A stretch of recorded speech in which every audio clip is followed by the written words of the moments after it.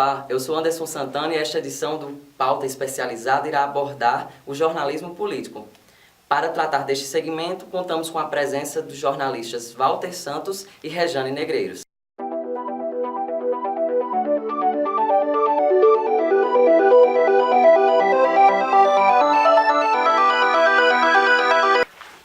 Muitíssimo obrigado pela presença, Walter e Rejane. E para começarmos, gostaria de tratar a respeito do compromisso com a sociedade. Considerando a experiência que ambos possuem na área da política, na visão de vocês, qual seria a responsabilidade social do jornalismo?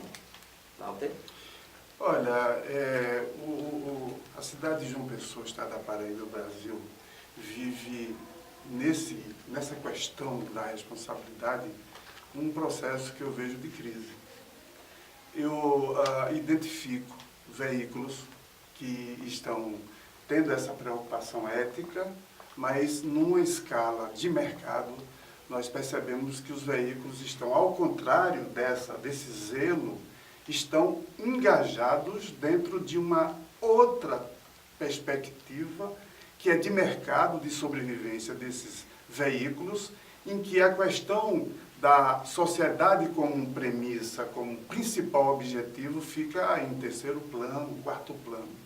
Então, assim, nós que tivemos formação aqui no curso de comunicação, primamos pela base do que nós chamamos de jornalismo plural. Ou seja, você ter a informação, ter o contraponto, você ter vários ângulos de um determinado processo. Na política, particularmente, no Brasil, o que se vê são os grandes veículos engajados em favor de determinado processo político e contra outro. Para ser bem objetivo, desde o impeachment e desde o processo da reeleição de Dilma Rousseff, que a grande mídia, a Rede Globo, a Band, etc. e tal, tem tomado um posicionamento, a Veja, isto é, contra o que é o legado de Dilma e do PT. Sem abrigar o contraponto, sem abrigar o que no jornalismo é fundamental, que é a postura plural. Esta é a realidade que a gente não pode ignorar e que tem sido nociva à democracia brasileira. Porque o debate é fundamental, mas o debate tem que abrir espaço para o contraponto. E esse contraponto não tem existido desde 2014 para cá. Eu acho que é o seguinte, a gente quando fala em responsabilidade social, a responsabilidade do jornalista sobretudo, e a gente não está falando nem propriamente dessa questão mercadológica que Walter abordou tão bem, né, porque a gente sabe que a notícia, ela é mercadoria e ela é consumível, ela precisa ser vendida e isso tem sido tratado como tal por os veículos de comunicação. Mas nós como profissionais, né, que trabalham com esse tipo de produto, que é a notícia, a gente tem responsabilidade social sim no que diz respeito a levar essa informação, né, a fazer com que essa informação circule. Eu costumo dizer o seguinte, que uma notícia, ela nunca tem um lado só, e nem tem só dois lados, são vários lados. Tudo aquilo que se coloca com um lado só, uma visão só de mundo, não é jornalismo. Então, o que Walter acaba dizendo é que o mercado, de uma forma como um todo, não anda fazendo jornalismo, não esse jornalismo que a gente sabe que tem que ser feito com responsabilidade, com ética, mostrando todos os lados e fazendo com que o público consumidor dessa notícia possa, a partir daquilo que é oferecido, traçar uma opinião, entender o processo político pelo qual a gente passa. A gente realmente vive um processo muito complicado, muito crítico, onde apenas um lado tem circulado. Agora, Walter, graças a Deus, nós temos aí as mídias sociais, né, as mídias digitais fazendo com que a informação circule também. É justamente sobre isso, há uma dificuldade em decifrar as informações políticas para a população, para que ela possa compreender de uma forma mais simples e acessível. O jornalista político ele deve se dar sempre ao trabalho de buscar esses caminhos para destrinchar, né, essas informações. E aí, dentro dessa perspectiva, eu gostaria de saber como deve ser feita, na avaliação de vocês, essa diluição de informações aos diversos públicos. Olha, então, eu vou falar de um segmento que é o meu, porque faz 15 anos que eu trabalho em TV, certo? Mas eu acho o seguinte, que jornalismo é jornalismo, jornalista é jornalista independente do segmento, independente da editoria que cubra. Nós temos uma função, informar. Então, eu tenho visto muito jornalista, e eu tenho visto muitos veículos, portais, inclusive, blogs, né, isso acontece de uma forma muito mais frequente, tratar da política para político, ou tratar da política para quem é da política desse universo. E torna aquele ambiente um ambiente tão nebuloso, tão difícil de entendimento, que isso acaba estimulando um comportamento que não deveria. Eu não gosto de política, odeio política. Você escuta muita gente, né, falando isso. Mas política faz parte da nossa vida, a gente já nasce fazendo política. As relações sociais em casa, elas são políticas. A tua relação dentro da universidade, ela é política. Política não tem que ser uma coisa ruim, né? A politização ela é uma coisa que ela é necessária para o ser humano entender a própria vida, cobrar seus direitos. A gente precisa saber disso, porque a informação, eu repito mais uma vez, ela traz poder para a gente, né? Então, é preciso que, sobretudo, a gente faça jornalismo, independentemente de editoria. Como é que a gente faz jornalismo? Né? A gente cobra um fato, falando de maneira simples, falando de maneira objetiva, mostrando todos os lados, ouvindo todos os lados, traduzindo. A nossa função é traduzir as coisas, é mostrar como é que as coisas elas, né, acontecem, ouvindo vários testemunhos, de forma que a gente possa construir uma realidade, pelo menos aquela mais próxima do que aconteceu. Quando um acidente acontece, a gente não ouve várias pessoas, com a finalidade da gente mostrar de fato aquela história, chega o mais perto possível. Então, uma história que chega numa TV, por exemplo, ela é feita de várias versões, de várias histórias, e o nosso trabalho é conseguir reunir essas versões. Isso acontece dentro do jornalismo. A gente tem que informar, a gente não pode complicar. Tem muita gente complicando as coisas por aí. Aí não está fazendo jornalismo. Eu acrescento ao que foi exposto aqui por Rejane, o elemento da formação, tá certo?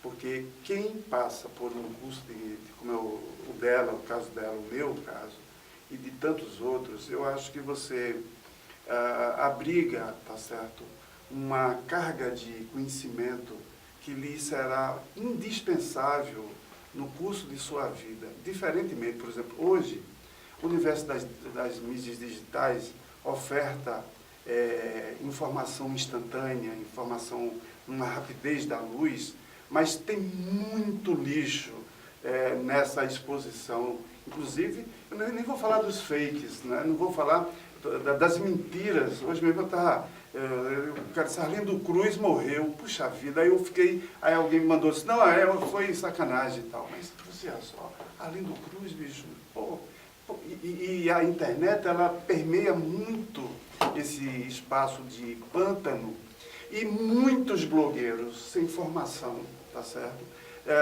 E até fama, muita gente com fama, tá certo? Fazendo horrores sem que haja, por exemplo, é claro que a Constituição não permite censura, mas não tenho dúvidas de que o aluno de comunicação, ao concluir seu curso, estando na sua profissão, ele tem um discernimento que a maioria desses personagens famosos da miséria alheia, entendeu? A serviço de causas partidárias alheias e tal, tá certo? Certamente que deformam e fazem a sociedade ter uma repulsa. Jane, em 2011 você mencionou que, em sua opinião, cargos eletivos não deveriam ser remunerados e que as regalias e benefícios de cargos políticos chegavam a ser um disparate. Nessa perspectiva, de que forma você enxerga o aperto previdenciário, essa proposta de aperto previdenciário, como um plano de contenção dos gastos para evitar o estrangulamento econômico futuro em um cenário com necessidade de cortes parlamentares e uma reforma política? Conversa para boi dormir. Primeiro, não existe rombo. Não existe. A gente tem um déficit operacional, mas quando se fala em rombo é uma palavra muito forte. Primeiro, para a gente entender previdência, a gente tem a Seguridade Social. Então, a gente tem INSS, a gente tem Sistema Único de Saúde, certo? E a gente tem assistência social. Todos os trabalhadores, eles precisam contribuir com a Previdência. É obrigatório, o sistema é obrigatório e ele é solidário. Eu contribuo para você que talvez nunca use certo? Você contribui para a Walter que talvez nunca use. Então, mas também tem gente que nunca contribuiu e que ainda assim vai poder usar. Faz parte do sistema. E esse sistema, a gente diz que ele é quadripartite, ele é bancado por 4 fontes. Quem é que paga a Previdência? Eu, que sou trabalhador, a empresa, que é empregadora, a União e os aposentados. Certo? Então, vamos supor, eu trabalho 35 anos da minha vida, que é o modelo que existe atual. Dificilmente você vai usufruir de todos os 35 anos que você passou pagando. Então, você vai sempre deixando um crédito ali. Certo? O que existe é que ao longo dos anos, e aí não foi o governo Dilma, não foi o governo Lula, não foi a FHC, enfim, isso é uma coisa que acontece de 20, 30 anos atrás. O que existe é um desvio de finalidade. Se pega o dinheiro da Previdência, se pega o dinheiro da Seguridade Social para se pagar dívidas, juros da dívida pública. Então você pega um dinheiro que estava ali para bancar esse sistema e você cobra um santo, mas descobrindo o outro. Quando você vai para isso, você acaba causando um rombo, mas que não deveria existir. Só para ajudar no seu raciocínio, por exemplo, agora mesmo o Brasil aprovou, o Congresso Nacional, o congelamento por 20 anos, tá certo? Do conjunto do que o Brasil... Até do mundo, inclusive, que estava no New York Times, inclusive, isso. você citou. Você sabe qual é o percentual, por exemplo, assim, congela tudo, saúde, blá, blá, blá. Agora, o 46,5% do pagamento da dívida não está nessa conta. Ou seja, o governo federal prioriza, vejam só, o pagamento das dívidas em detrimento do significado social do que é a saúde, a educação e etc. Eu sempre me coloquei uma postura muito... Eu tenho minha postura. E eu entro e saio de qualquer lugar. Walter me conhece há alguns anos, né? Walter sabe disso. Eu nunca me deixei corromper por qualquer tipo de poder. E as pessoas... E onde eu entro, as pessoas hoje dizem, Rejane, massa, com Rejane eu falo, tal, respeitam. Isso é uma coisa que a gente constrói. Então, assim, independentemente do que a gente vai encontrar por aí, preconceito ele vai existir sempre, mas eu acho que a gente está aqui se preparando, e quanto mais a gente se prepara, melhor. A primeira pauta que eu recebi na minha vida, eu tenho 19 anos, teve aqui em João Pessoa, os JUB, Jogos Universitários Brasileiros. E tinha um professor aqui, que era Jorge Machado, tinha um jornal semanário chamado O Momento. Eu fui a ele e disse, professor, eu estou aqui no curso, eu posso fazer a cobertura, eu só quero o meu nome. Ele disse, pois não. Eu fui lá no jornal, peguei a pauta e passei de segunda até quinta-feira, não é, em tudo que é atividade aqui de esporte, em todas as modalidades. Na quinta-feira à tarde, eu datilografei, porque tinha esse negócio que é um verbo em extinção, datilografei 12 laudas, fui na reitoria, peguei 8 fotos e cheguei lá no jornal, entreguei à editora. A editora levantou a Hamilton, que era uma marca de máquina, e aí puxou uma caneta Faber, que riscou as 12 laudas, e disse, bichinho, procure outra profissão, que você não dá para ser jornalista. A primeira pauta, atenção. Hoje eu tenho esta revista com 11 anos. O primeiro site foi WSQ. Muitíssimo obrigado pela presença e a rica troca de conhecimentos que, com certeza, nos servirão e servirão a todos que acompanham esse vídeo. Eu agradeço muitíssimo e nós finalizamos, então, esta edição do Pauta Especializada,